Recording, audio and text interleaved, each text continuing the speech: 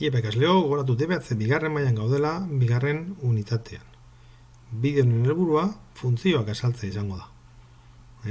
Alde batetik ikasiko dugu funtzio bat zer dan, ikasiko dugu baita funtzioak grafikoki zelan adierazten diren, eta horrez gainera ikasiko ditugu funtzio motak. Beti be, DB bigarren mailan eskatzen diren funtzio motak. 3 baino ez dira. Eta gero horrekuko zuen eskura, funtzioen iztea ditzen dan ataltzu bat. Hor, birpaso modura definizio batzuk egongo dire. Honen helburua zein izango da? 5. eta 6. adierazleak ikastea. Hau da, magnituden arteko relazioak adierazteko grafikoak sortzen ikastea, beti be kontuan hartuta hori informazio eta grafikoen osagaien arabera joango dala. Baina azkenean ikasiko duzue, grafikoak egiten. Horrez gainera, funtzioak oso harreman estua dute adierazpen algebraikoekin. Adierazpen algebraikoak iaz eta horreko nokoetan landu genituen, eta relazio oso estua dute funtzioekin eta grafikoekin. Eta hori guztia landuko dugu. Oazen, funtzioa. Eta behin gogoratu iaz eta horreko nokoetan landutakoak. Funtzioen esan dira, zer da funtzio bat? Funtzio bat da erlazio bat, bi aldagaien arteko erlazio bat. Bi aldagai horiek zeintzuk izango dire, bat aldagai askea ditzen dana, X, eta bestea menpeko aldagaia, Y. Eta zeitita aldagai askea eta menpeko aldagaia, erlazionatuta daudelako. Hemen 3 adibide eukiko dituzue. Y bardin 5x, funtzio bat, Y bardin bat zeiren X, beste funtzio bat, eta Y bardin -5x, 3. funtzio bat. 3 desberdinak. Baina hemen, I eta Xaren artean lotura bat esartzen da. X bada bi adibidez, Ia beti izango da 10. Ez dago beste aukerarik, 5 bider 2 10. Beste honetan, X bidanean, Ia izango da -10. Funtzio desberdinak dire, eta funtzio desberdinetan balio desberdinak lortuko ditugu. Baina beti, X eta Y egongo dira lotuta. Hori baita funtzio bat, bi aldagai erlazionatzen direnean. Zelan adierazten dugu, edo adierazten ditugu funtzio hauek grafikoki. Koordenatu sistema kartesiarra erabilita. Non X izango dan absisa, eta Y izango dan ordenatua. Aldagai askea beti jartzen dugu X-ean, eta menpeko aldagaia beti jarriko dugu Y-an. Kasunetan, adibide simplekin gaude, Y bardin 2x funtzio bat. Baina hemen esan nahi guztiak kenduta daukagu. Normalean, topako ditugun funtzioetan, X-a izango da zerbait, eta Y izango da zerbait.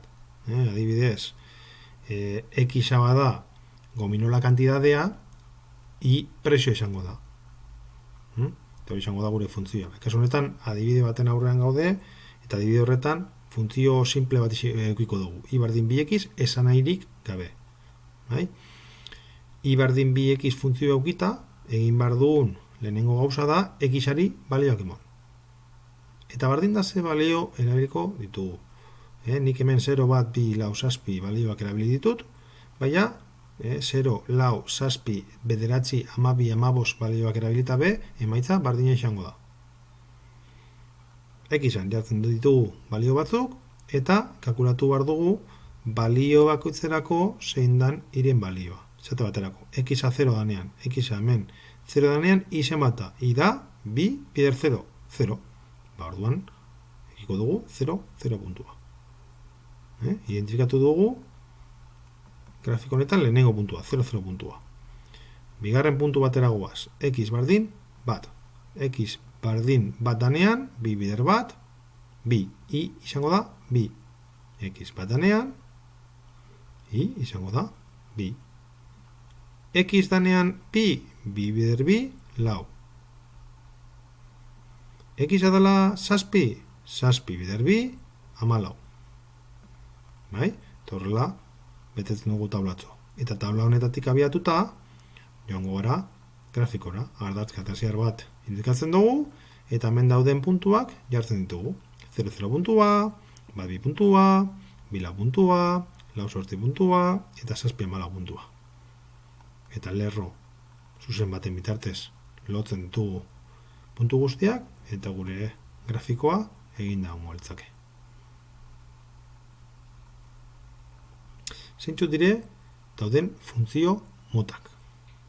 Bat, lineala, eta honet dire, orain arte erabili ditugunak, afinak, eta alderantziz proportzionalak. Funtzio linealin kasuan, edukiko dugun formula edo edukiko dugun egitura beti izango da I berdin AX, non ak hartzen duen zenbaki bat. I berdin 2x, I berdin 3x, I berdin minus 3x, I berdin biruren x, berdin da espai zenbaki bat. Izan daiteke zatekia, izan daiteke nahi duguna.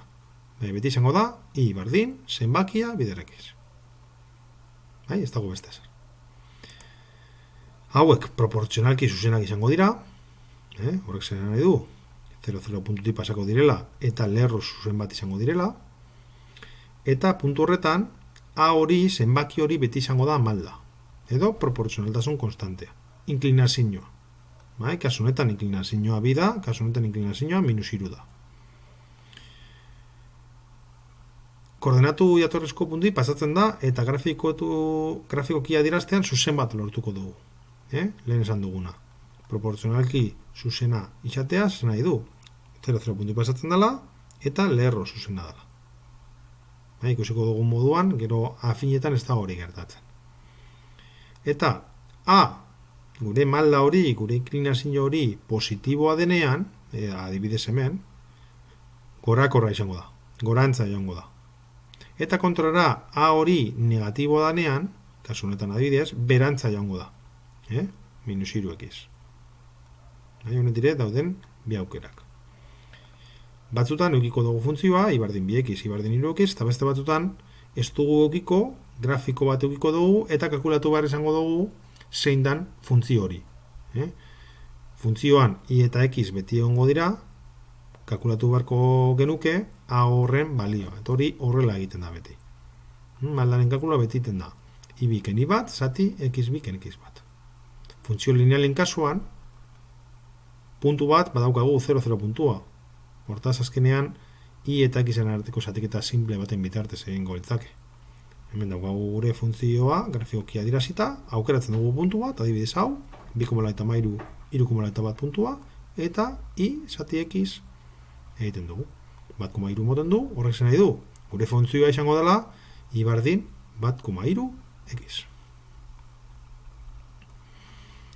Funtzioa afinen kasuan, gure formula orokorra, gure egitura orokorra izango da I berdin AX, linealen berdina, baina hemen gehitzen da GB bat. GB bat, kontuz, B hori izan daiteke negatiboa gaita. Izan daiteke A 3x gehi bost, edo A 3x ken bost bebai. Kasu honetan ere A izango da inklinazioa, grafikoki adierazten badugu, lerro zuzena egiko dugu, baina diferentzia linealekin da, linealak 0,0 puntutik pasatzen direla, eta hauek ez. Hemen hiru aukera eukiko ditugu. A positiboa izatea, orduan gorakorra izango da, A negatiboa izatea, berakorra, edo A 0 izatea. Eta orduan konstante bat eukiko. Maldaren kalkulua ere, hemen modu bardinen egiten da. I bi ken I bat, zati X bi ken X bat. Baina, funtzio linealen kasuan hemen 0,0 puntua ekitzen genuen, hemen ez. Hemen eukiko dugu 0, lau puntua. Hortaz, kenketa egiterako unean, hemen, kontuz, izan ere beste bat kendu behar da. Kasu honetan, hartzen dugu puntu hau, 2,9, 5,5, eta egiten dugu 5,5, ken lau, xati, 2,9, ken 0. Baitza 0,5, bardun gure funtzionen malda edo funtzionen egitura izango da. I berdin 0,5x gehi lau. Gehi lau hori nondik ateratzen dugu? Hau da, nondik ateratzen dugu B hori? Betik. Nondik mozten du I ardatza? Lau puntutik, bardun gehi lau. Mozten duela bi puntutik? Gehi bi. Mozten duela 6 puntutik? Gehi 6. Mozten duela hemen? Gehi 0, eta orduan ez da afina, lineala izango litzake. Mozten duela minus bi puntutik? Minus bi. B hori izango da, nondik mozten duen hau. Eta A hori izango da, malda. Bai, beti, zatiketa baten bitartez egiten dena. Eta bukatzeko bukiko ditugu alderantziz proportzionala direnak. Honek forma arraroa dute, ibardin K zati X, eta normalean X ezin danez 0 izan, forma hau ekiko dute. Kurba arraro hau ekiko dute. Hiperbola ditzen den forma hori hartuko du. Honeko sogo itzilanduko ditugu ordu. Menduzue, iztegia.